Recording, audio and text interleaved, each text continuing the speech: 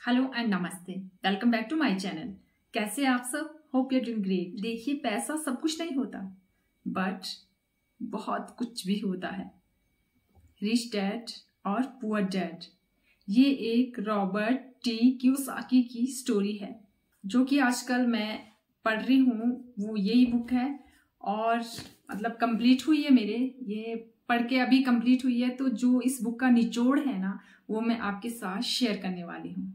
तो अगर आप भी फाइनेंशियली एजुकेट होना चाहते हो ना, तो ये बुक आप जरूर पढ़िए। इस बुक के जो ऑथर है वो है रॉबर्ट टी कियोसाकी। इसमें कहा गया है कि जब वो 5th स्टैंडर्ड में थे ना और स्कूल पढ़ने जाते थे, वो देखते थे कि वहाँ पे मतलब सब अमीरों के बच्चे होते थे। वो बड़ी बड़ी गाड़ियों में आते थे, उनके पेरेंट्स उनको छोड़ने, और उनके पास ना महंगी महंगी चीजें होती थी। और रॉबर्ट के जो फादर थे वो एक टीचर थे, उन्होंने बहुत अच्छी एजुकेशन ली थी, लेकिन वो कम कमाते थे। तो रॉबर्ट कहते थे कि मेरे डैड एक पुअर डैड है। एक दिन वो परेशान होकर अपने पापा से पूछते हैं कि मेरे पास ये सब कुछ चीजें क्यों नहीं है, क्यों नहीं ले सकते हम, क्यों आप मुझे कार से छोड़ने नहीं आते जैसे दूसरे बच्चों के पेरेंट्स आते हैं। और वो अपने डैड से कहते हैं कि डैड, अमीर कैसे बन सकते हैं। तो उनके डैड कहते हैं कि मैंने अपनी लाइफ में ना सिर्फ एक अच्छी जॉब के बारे में ही सोचा है, ज्यादा पैसा कैसे कमा सकते हैं ये कभी मेरे अंदर ख्याल ही नहीं आया। तो वो कहते हैं कि तुम्हारा जो फ्रेंड है ना माइक, उसके पापा बिजनेसमैन है। माना कि वो कम पढ़े लिखे हैं, सिर्फ 8th पास है, बट वो तुम्हें बता सकते हैं कि अमीर कैसे बना जा सकता है। फिर वो अपने फ्रेंड के पापा के पास जाते हैं जिन्हें वो रिच डैड कहते हैं। 30 साल तक समझते हैं वो, और फाइनेंशियल एजुकेशन उन्हें मिलती है और कमाल करते हैं वो अपनी लाइफ में। रॉबर्ट टी कियोसाकी जो कि इस बुक के ऑथर है, वो लिखते हैं कि जो उनके रियल डैड थे ना, जिन्हें कि वो पुअर डैड कहते हैं, कि पुअर डैड कहते थे हम वो नहीं कर सकते, हम वो नहीं खरीद सकते। बट जो रिच डैड थे ना, वो कहते थे कि तुम्हें ना अपने आप से पूछना चाहिए। मान लो तुम्हें कोई चीज पसंद आती है, अपने आप से पूछो कि वो चीज आप कैसे ले सकते हैं। कई बार हम ये सोचते हैं कि ये हमारे बस की बात नहीं है, और वहीं पे हम अपने माइंड को स्टॉप कर देते हैं। तो अगर आप रिच डैड की बात को फॉलो करते हैं, तो वो कहते हैं ना कि हमें अपने माइंड को ना काम पर लगाना चाहिए कि उस चीज को कैसे खरीदा जा सकता है। जैसे ही आप अपने माइंड को ये कहते हैं ना, तो वो अपना काम करना वहीं से स्टार्ट कर देता है। और पुअर डैड का मानना था कि रिस्क नहीं लेना चाहिए। रिच डैड कहते थे कि रिस्क को ना मैनेज करना आना चाहिए, एक कैलकुलेटिव रिस्क हमें लेना चाहिए। और उधर पुअर डैड कहते थे कि बहुत सारी पढ़ाई करो और डिग्री लो और एक सिक्योर जॉब करो। और रिच डैड कहते थे कि पढ़ाई करो और ये सीखो कि पैसे को कैसे काम पर लगाना है और पैसा कैसे काम करता है ये सीखो।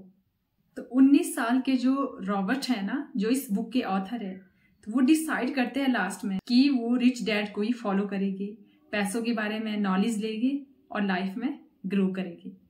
अब जो इस बुक से मतलब सीखने वाली बातें हैं ना, आइए इसके बारे में हम बात करते हैं। देखो, रिच डैड कहते थे कि आप कितना पैसा कमा रहे हैं ये इम्पोर्टेंट नहीं है, इम्पोर्टेंट ये है कि आप कितना पैसा बचा पा रहे हैं।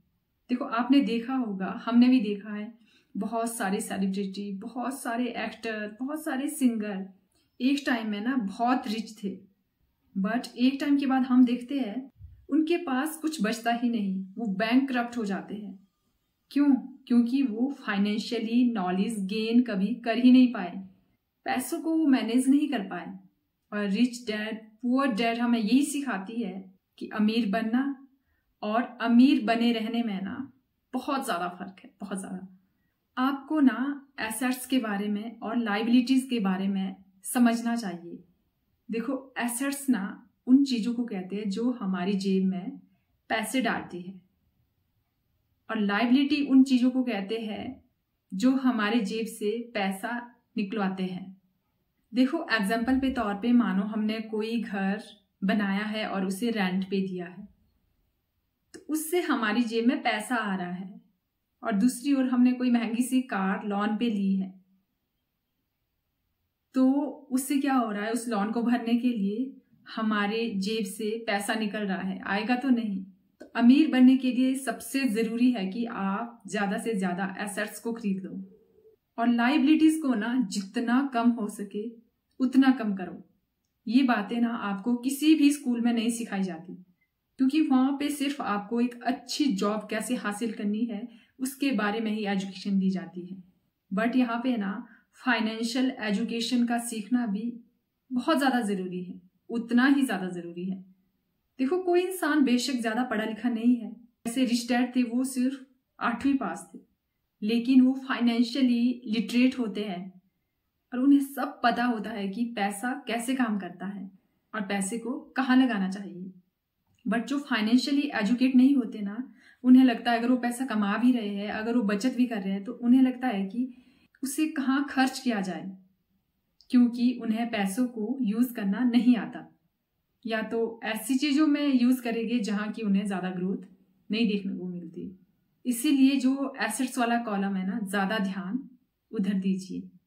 अगर आप भी रिच डैड की सुनना चाहते हैं तो जो ये अमीर लोग होते हैं ना, इनका इनकम सोर्स 3 टाइप का होता है। एक ऑर्डिनरी, यानी कि जहां से उनकी सैलरी आ रही है, जो भी आ रहा है उनके बिजनेस का। दूसरा है पैसिव, यानी कि जहां पे आपने एक बार पैसा लगा दिया, उसके बाद आप वहां रहे ना रहे, वहां काम करे ना करे, फिर भी आपको पैसा आ रहा है। पोर्टफोलियो, यानी शेयर मार्केट वगैरह जो भी है, सरकारी बॉन्ड वगैरह से जो भी पैसा आता है, वो ये सब करते हैं। दुनिया में जितने भी अमीर लोग हैं ना, वो चाहे इस बुक के ऑथर है, इनका पैसा ना वो उस जगह पर रहे या ना रहे, फिर भी उनका पैसा ग्रो कर रहा होता है। और जो हम मिडिल क्लास लोग होते हैं ना, वो सिर्फ पैसों से खर्चा करना जानते हैं, शॉपिंग करना जानते हैं। वो लोग फाइनेंशियली नॉलेज बिल्कुल भी नहीं रखते और इस चक्कर में बहुत बड़ा नुकसान उठाना पड़ता है। और लास्ट में मैं आपको बताऊंगी रिच डैड पुअर डैड में ना 3 कमाल की बातें कही गई है। पहली, अर्निंग पर नहीं लर्निंग पर ज्यादा ध्यान दें। सीखना ना जीवन की प्रक्रिया है, इसे जारी रखें। और फाइनेंशियल लर्निंग ना बहुत ज्यादा जरूरी है। एंड दूसरी बात, गलतियां उसी से होती है जो जीतने के लिए खेलता है। गलतियां होने दीजिए, उनसे सीखिए और आगे बढ़ते रहिए। एंड तीसरी बात है, पैसों के लिए काम मत करो, पैसों को काम पर लगाना स्टार्ट करो। तो अगर आप भी फाइनेंशियली एजुकेट होना चाहते हो ना, तो आप भी इस बुक को जरूर पढ़िए, जरूर पढ़नी चाहिए आपको। रिच डैड पुअर डैड मैं आप सबको रेकमेंड करूंगी कि आपको ये बुक जरूर पढ़नी चाहिए अगर आपको फाइनेंशियली एजुकेट होना है। तो होप कि ये वीडियो आपकी लाइफ में बहुत ज़्यादा वैल्यू ऐड करने वाली है। तो अगर आप मेरे चैनल पे पहली बार विजिट कर रहे हैं तो मेरे चैनल को सब्सक्राइब जरूर करें और पास में जो बेल आइकॉन है उसको भी जरूर हिट करें, ताकि मेरी आने वाली हर वीडियो की नोटिफिकेशन आप तक पहुंचती रहे। अगर आप मुझे मेरे फेसबुक पेज पे देख रहे हैं तो वहाँ मुझे फॉलो करना ना भूलें, क्योंकि मैं इस चैनल पे ऐसी वीडियोज अपलोड करती हूँ जो कि आपकी क्वालिटी ऑफ लाइफ को इम्प्रूव कर सके। See you in the next video. Till then, stay happy and stay positive.